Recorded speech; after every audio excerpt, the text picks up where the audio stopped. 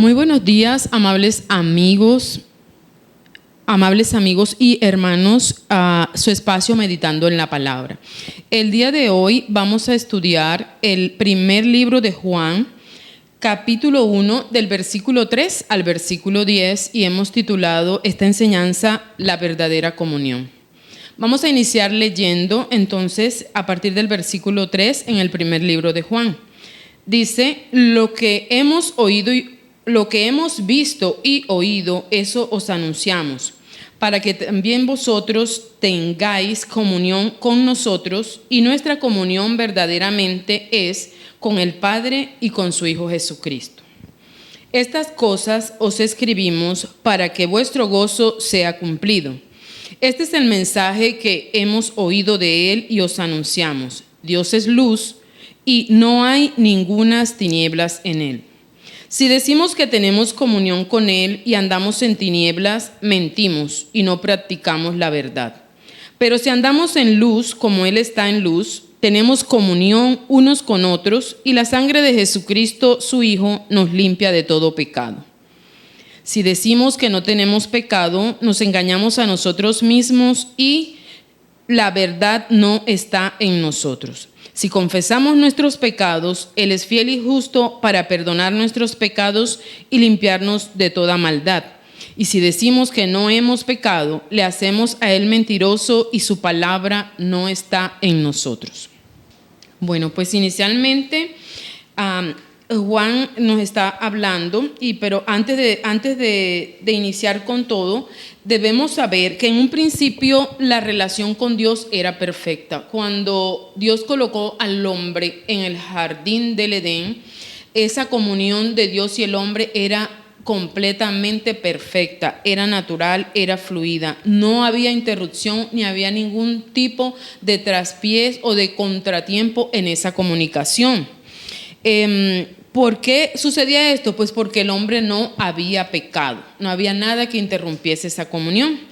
Y sabemos que la palabra comunión viene del griego koinonía, que significa participación, compañerismo o compartir algo. En este pasaje específicamente, la palabra comunión se refiere a esa íntima relación que experimentan los cristianos con Dios. Y sabemos que de esa relación perfecta de la que hablábamos en un principio, fue rota por el pecado. Pero vamos a aprender el día de hoy. Lo primero que nos está diciendo Juan acá es que esa comunión primeramente es con el Padre y con su Hijo Jesucristo.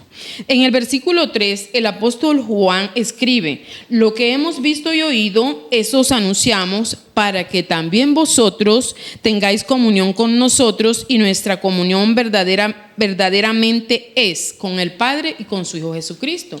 Nos está recordando el apóstol que esa comunión es con el Padre y con nuestro Señor Jesucristo. También en Juan 17:21 leemos: Jesús dice que para que todos sean uno, como tú, oh Padre, en mí y yo en ti, que también ellos sean uno en nosotros, para que el mundo crea que tú me enviaste. Esta es una señal para que el mundo crea que Jesús fue enviado por nuestro Padre Dios. Ahora, en Juan 15:5, la palabra dice: yo soy la vid, vosotros los pámpanos. El que permanece en mí y yo en él, este lleva mucho fruto, porque separados de mí nada podéis hacer. Entonces, cuando tenemos esa relación con Dios, se va a ver ese efecto de esa relación, porque estaremos dando muchos frutos, no solo frutos, muchos frutos, porque la palabra también lo está ratificando. Separados de Dios nada podemos hacer. Sabemos que nosotros somos como esos pámpanos o como esas ramas que, si son separadas del árbol, obviamente se van a secar y no van a dar fruto. Asimismo, esa misma comparación la está haciendo la palabra, diciéndonos que si nosotros nos separamos de Dios, nada podemos hacer y nada somos. Sabemos que es así, y que si nosotros permanecemos unidos al Padre, si nosotros permanecemos en esa comunión, nosotros vamos a dar muchos frutos. Ahora, En 1 Corintios 1, en el versículo 9, podemos leer que fiel es Dios, por el cual fuisteis llamados a la comunión con su Hijo Jesucristo, nuestro Señor. ¿Qué nos está diciendo? Fiel es Dios. ¿Quién toma la iniciativa para que tengamos esa comunión? Esa iniciativa solo la puede tomar Dios. Nosotros como seres humanos y como seres con esa naturaleza caída no podemos, o estamos limitados o estamos impedidos para tomar esa decisión de tener esa comunión con Dios. ¿Por qué? Porque nosotros estamos muertos en nuestros delitos y pecados. ¿Y acaso podrá un muerto tomar una decisión o decir voy a hacer esto o voy a hacer lo otro? Entonces solo Dios toma esa decisión de llamarnos. A Él le damos la gloria porque Él toma la decisión de llamarnos en su infinita misericordia. Nos llama para tener esa comunión con Él, que es el Padre, a tener esa comunión con el Hijo, a dejarnos guiar por el Espíritu Santo.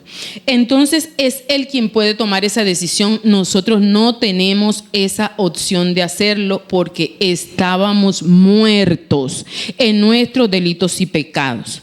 Ahora, solo el sacrificio de Jesús en la cruz podía restaurar esta interrupción de la comunión, podía restaurar esta comunión del hombre con Dios. Solo la muerte de Jesús. Él pagó ese precio en la cruz del Calvario. A través de su sangre preciosa, nuestros pecados son perdonados y se puede restaurar esa comunión. Quedamos nosotros libres de todo pecado, y ese pecado que impedía que nos acercáramos a Dios, ese pecado que nos alejó de Dios, es quitado y borrado por la sangre preciosa del Cordero. Y puede, a través de ese sacrificio, solo a través de ese sacrificio se logró la restauración de esa comunión. Entonces, porque sabemos que es el pecado el que nos separa de Dios.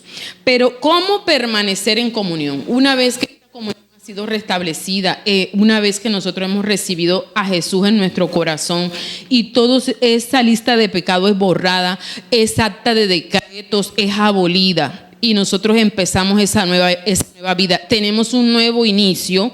¿Cómo podemos permanecer en esa comunión con Dios? Primero, nos está diciendo la palabra acá en este texto que es caminar en la luz. Lo primero que vamos a hacer es caminar en la luz.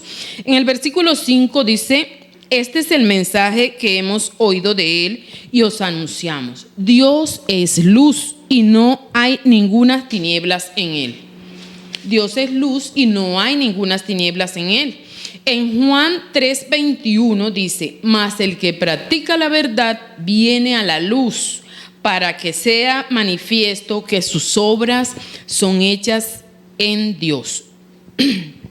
Ahora, en Efesios 5:13 dice: mas todas las cosas, cuando son puestas en evidencia por la luz, son hechas manifiestas, porque la luz es lo que manifiesta todo.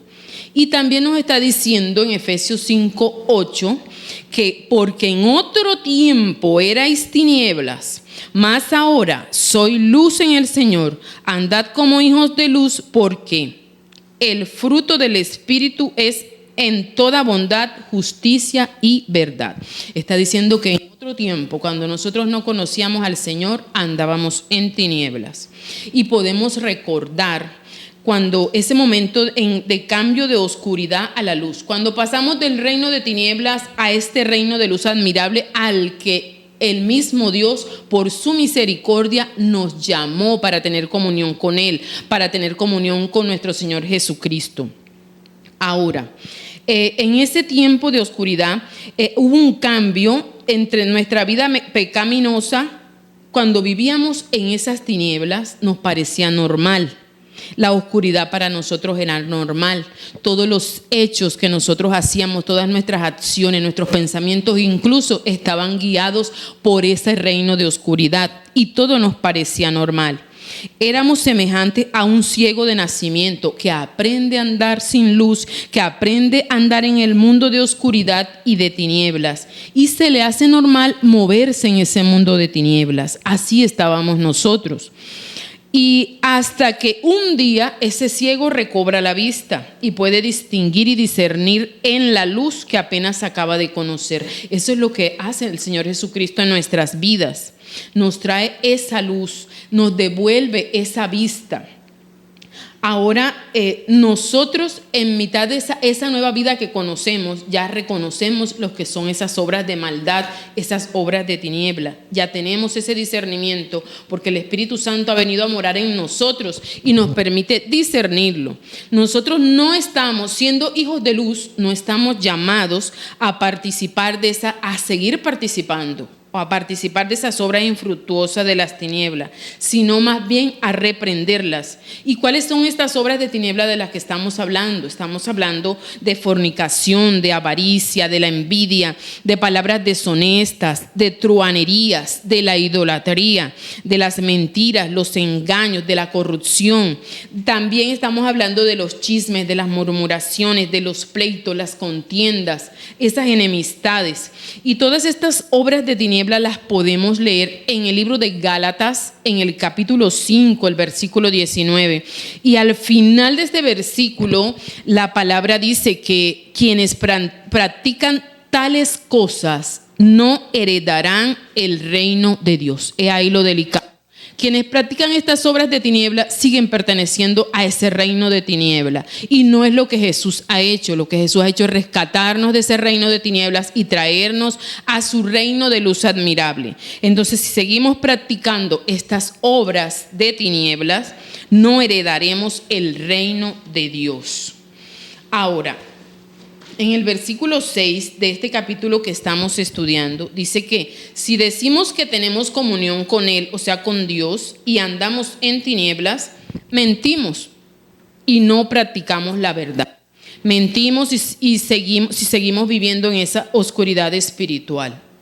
Pero en el versículo 7 dice, pero si andamos en luz, como Él está en luz, tenemos comunión unos con otros, y la sangre de Jesucristo, su Hijo, nos limpia de todo pecado.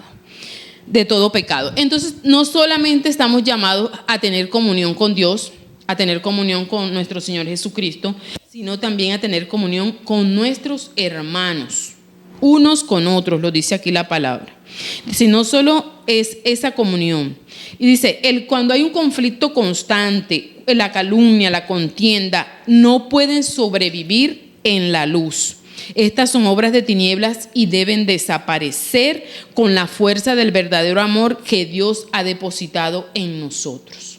Ese amor, ese cambio de vida, ese nuevo hombre, esa restauración en nosotros que Dios ha hecho, ese cambio total que ha hecho al traernos a su luz admirable, a darnos esa nueva vida y vida en abundancia, tiene que ir en contra de toda obra infructuosa de tinieblas, tiene que ir en contra de los conflictos, de las calumnias, de los engaños, de las mentiras. Y ese amor que Dios ha depositado en nosotros nos ayuda a vencer todo eso y a mirar a los hermanos de manera diferente, con un afecto fraternal, con ese verdadero amor que Dios ha colocado en nuestras vidas. Ahora, si el mismo Dios envió a su Hijo a rescatarnos a nosotros de todo pecado y de toda condenación eterna, a través de ese gran amor debe manifestarse también en nuestras vidas y debe ser demostrado a nuestros hermanos en la congregación. Ahora, la luz de Cristo se hace evidente en nuestra vida como creyentes cuando realmente vivimos para Cristo. Y se evidencia en nuestra forma de pensar, en nuestra forma de hablar, en nuestros actos, en nuestras actitudes. Nosotros debemos estar entonces expectantes para someter nuestra carnalidad, que aflora muchas veces, y mostrar siempre actitud de hijos de luz. Debemos morir al yo cada día, con la ayuda del Espíritu Santo que nos va a mostrar. Y Él va a estar allí ayudándonos para saber cuáles son esas obras infructuosas de tinieblas. Si ese viejo hombre pretende salir otra vez a la luz, pretende tomar fuerza y poderío en nuestras vidas, pero el Espíritu Santo va a estar ahí para mostrárnoslos. Ahora, el caminar en luz me permite reconocer y resistir las tentaciones cada día. Y el caminar en luz implica obedecer la palabra de Dios. escudriñar esa palabra cada día, caminar por fe. Para permanecer en comunión también debo, como segundo punto, reconocer el pecado. Lo primero que debo hacer es caminar en luz, como lo hemos anotado anteriormente, y lo segundo que debo hacer es reconocer el pecado. En el versículo 8 de este capítulo que estamos estudiando dice: si decimos que no tenemos pecado, nos engañamos a nosotros mismos y la verdad no está en nosotros. Entonces debemos reconocer ese pecado. ¿Cuánto nos cuesta reconocer nuestros pecados? Saúl se justificaba y nosotros también tendemos a justificarnos humanamente. A veces pensamos que debemos guardar una imagen ante los demás, una apariencia. Y a veces ponemos esa apariencia por encima de esta comunión y de esta relación que debemos tener con nuestro Padre. En Cristo nosotros hemos muerto, fuimos sepultados y resucitamos para andar en una nueva vida. Somos nuevas criaturas, pero todavía tenemos esas luchas con nuestras viejas actitudes, con recuerdos del pasado, con esas viejas maneras de enfrentar las situaciones. Eso es la carne. Ese es el viejo hombre que aún está allí. La carne nos lleva a caer en pecado, induciéndonos a escoger esa vieja manera de vivir. Y para retomar la dirección acertadamente es necesario el arrepentimiento. Es necesario reconocer cuál es nuestro pecado. Es necesario que haya un cambio en la manera de pensar. Eso es lo que es arrepentimiento, un cambio en nuestra manera de pensar. Si decimos que no hemos pecado, dice en el versículo 10, le hacemos a él mentiroso y su palabra no está en nosotros. No está en nosotros, porque somos pecadores, es algo que debemos reconocer y cada día nosotros analizar nuestras vidas y mirar en qué estamos fallando, reconocer ese pecado delante de Dios. En el primer libro de Juan, capítulo 5, versículo 10, dice: el que cree en el Hijo de Dios tiene el testimonio en sí mismo, y el que no cree a Dios le ha hecho mentiroso, porque no ha creído en el testimonio que Dios nos ha dado acerca de su Hijo. Y este es el testimonio, que Dios nos ha dado vida eterna, y esta vida eterna es su Hijo, nuestro Señor Jesucristo. De manera que si nosotros no creemos que Dios nos ha dado vida eterna y que esta vida está en Cristo, estamos considerando tajantemente que Dios ha mentido. Y eso no es así. Sabemos que Dios no miente, que Dios es fiel a su palabra, que es el único verdadero y fiel. Ahora, esa es la segunda medida que debemos tomar para tener comunión. La primera es caminar en luz. Caminar en luz es la primera. Lo segundo es reconocer nuestros pecados, reconocer que somos pecadores, reconocer que fallamos. Y la tercera medida para permanecer en esa comunión es confesar nuestros pecados. Para permanecer en comunión con Dios es necesario que después de arrepentirnos y debemos confesar nuestros pecados. En el versículo 9 de este capítulo que estamos estudiando dice: si confesamos nuestros pecados, Él es fiel y justo para perdonar nuestros pecados y limpiarnos de toda maldad. Y en Proverbios 28:13 dice que el que encubre sus pecados no prosperará, mas el que los confiesa y se aparta alcanzará misericordia. Entonces, esa es la tercera medida para tener esa comunión. No solo reconocer nuestros pecados, sino confesarlos. Confesar a Dios nuestros pecados cada día.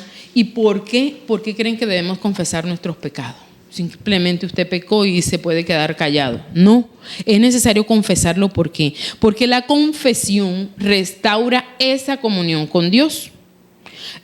Por dar un ejemplo, cuando nosotros cometemos una falta contra nuestros padres, tenemos una discusión con ellos, nuestros padres terrenales, tenemos alguna diferencia, de pronto quedamos disgustados con ellos. Bueno, en esa discusión, ¿qué pasa con esta relación entre padre e hijo terrenal?